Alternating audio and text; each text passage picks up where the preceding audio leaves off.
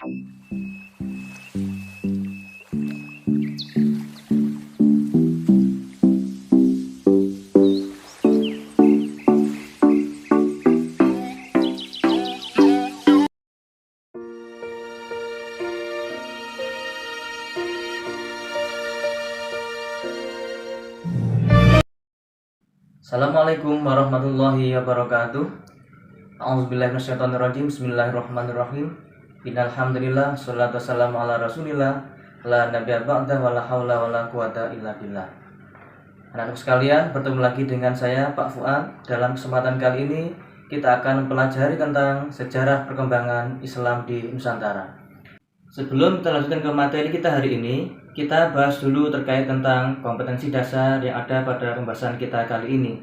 Yang pertama, kita meyakini bahwa ajaran Islam merupakan ajaran yang rahmatan lil alamin. Yang kedua, kalian diharapkan untuk bisa menunjukkan perilaku cinta tanah air sebagai implementasi dari mempelajari sejarah perkembangan Islam di Nusantara. Yang ketiga, kita diharapkan untuk bisa memahami terkait tentang sejarah perkembangan Islam di Nusantara. Dan yang keempat, kita diharapkan untuk bisa menyajikan alur sejarah perkembangan Islam di Nusantara. Oke anak-anakku sekalian, ada banyak teori yang berpendapat terkait tentang bagaimana masuknya Islam ke Indonesia. Yang pertama ada teori Mekah. Para tokoh-tokohnya mengatakan bahwa Islam datang langsung dari Mekah ke Indonesia. Artinya sejak abad yang pertama Hijriah atau Masehinya abad yang ke-7, Islam sudah mulai datang ke Indonesia, disebarkan oleh para sahabat-sahabat Nabi dan juga para tabi'in dan juga tabi'in. Yang kedua, ada teori Gujarat. Gujarat adalah nama kota di India sana. Teori ini berpendapat bahwa Islam datang bukan langsung dari orang-orang Arab, tetapi orang-orang Arab terlebih dahulu tinggal di Gujarat. Kemudian mereka, orang-orang Gujarat, memeluk agama Islam. Kemudian orang Gujarat lah yang kemudian berkeliling ke Nusantara, kemudian menyebarkan agama Islam di Nusantara. Yang ketiga, ada teori Persia. Persia adalah sebutan bagi negara yang sekarang adalah negara Irak dan Iran. Pendapat ini dikaitkan dengan banyaknya tradisi-tradisi di Nusantara yang hampir sama dengan tradisi yang dilaksanakan oleh orang-orang Persia, orang-orang Iran sana. Di antaranya di Sumatera ada namanya peringatan Asyura setiap tanggal 10 bulan Muharram. Yang keempat ada teori Cina. Teori Cina, para tokohnya berpendapat bahwa para penyebar agama Islam di Indonesia merupakan orang-orang Cina yang melaksanakan perdagangan di negara kita. Banyaknya teori-teori tentang bagaimana cara masuknya Islam ke Nusantara harus kita pahami sebagai sebuah kekayaan bagi hasanah perkembangan Islam di Nusantara. Tidak perlu dengan adanya perbedaan pendapat kemudian justru malah memecah belah kita bersama-sama. Justru dengan banyaknya teori yang berkembang seperti ini menandakan bahwa Nusantara adalah negara yang sangat besar, yang sangat menarik untuk dikunjungi sejak dahulu kala. Dan inilah tanggung jawab kita bagaimana mempertahankan itu dengan mengajarkan ajaran agama Islam tanpa kekerasan yang penuh dengan kedamaian.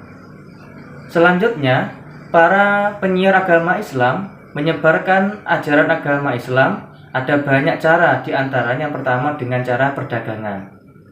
Artinya orang-orang yang sudah beragama Islam kemudian mereka berdagang ke Nusantara, kemudian berinteraksi dengan masyarakat lokal, akhirnya terjadi interaksi sosial. Akhirnya karena mereka menyebarkan agama Islam dengan cara-cara yang baik, dengan cara-cara yang santun, akhirnya justru menarik perhatian dari masyarakat lokal kita. Akhirnya mereka mendekat dan akhirnya mau masuk ajaran agama Islam. Yang kedua, dengan cara pernikahan.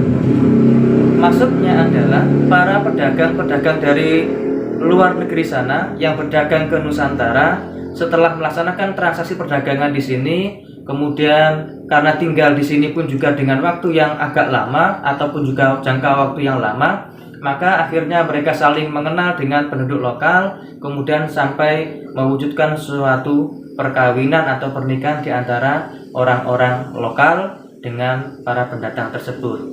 Nah, setelah adanya pernikahan, kebanyakan dari orang-orang pribumi mengikuti ajaran agama Islam. Yang ketiga, ada pendidikan. Nah, pendidikan ini merupakan suatu hal yang sangat penting bagi perkembangan agama Islam. Karena di dunia pendidikan inilah pengetahuan terkait tentang Islam dibangun. Bagaimana cara mempelajari agama Islam? Apakah Islam itu? Bagaimana sejarahnya? Apa ajarannya? Di pesantren ataupun di dunia pendidikan inilah diberikan. Biasanya ada banyak pesantren yang didirikan, atau ada juga dayah kalau ada yang di Aceh sana, ada istilah seperti itu. Itu merupakan bagian dari usaha-usaha para penyiar agama Islam untuk menyiarkan agama Islam dalam hal pendidikan. Yang keempat, ada hubungan sosial. Nah, hubungan sosial ini setelah mereka menetap di Nusantara, otomatis interaksi lagi dengan masyarakat sekitarnya. Semakin luas interaksinya, semakin luas pergaulannya, semakin luas juga pengaruh-pengaruh mereka. Dan yang perlu diingat, masyarakat kita tertarik dikarenakan mereka yang menyebarkan agama Islam, mereka mewarisi apa yang disampaikan oleh Rasulullah dengan istilah uswatun hasanah atau contoh perilaku yang baik. Yang kelima, ada kesenian. Nah, bangsa kita merupakan bangsa yang luar biasa, yang memiliki kesenian yang luar biasa juga. Kecintaan mereka terhadap karya seni, terhadap kesenian, terhadap tradisi luar biasa. Dan banyak ragamnya. Nah, karena kecintaan masyarakat dengan tradisi yang luar biasa, maka para penyiar agama Islam melihat ini sebagai sebuah peluang bagaimana cara mendekati mereka agar lebih mudah untuk masuk ke seluruh lapisan masyarakat. Akhirnya dipilihlah dengan cara dunia kesenian itu. Misalnya ada yang mengarang terkait tentang tembang-tembang Jawa, ada Mas Kumambang, ada yang lain-lain. Ada juga misalnya yang memainkan peran dunia perwayangan. Nah, wayang kemudian dirubah ceritanya dengan memasukkan unsur-unsur agama Islam yang akhirnya memberikan pemahaman kepada masyarakat tentang apa itu ajaran agama Islam. Anak-anakku sekalian, dengan cara-cara yang seperti ini, maka akhirnya Islam bisa menyebar luas ke seluruh Nusantara. Banyak sekali orang-orang yang menyebarkan ajaran agama Islam di Nusantara ini.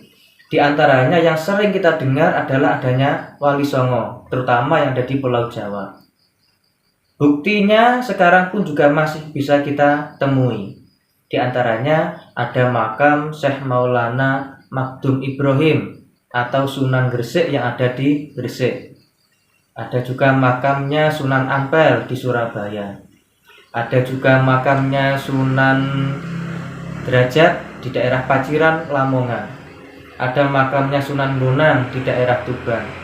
Ada makamnya Sunan Muria di Gunung Muria, Jawa Tengah sana.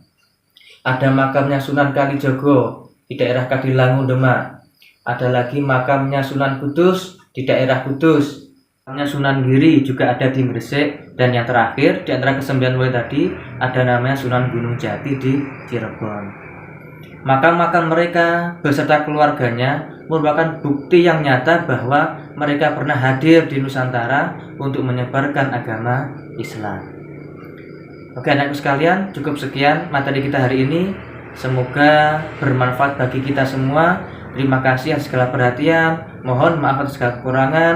Wallahul muwaffiq ila aqwamit thoriq. Wassalamualaikum warahmatullahi wabarakatuh. Tetap semangat dan tetap sehat. Terima kasih.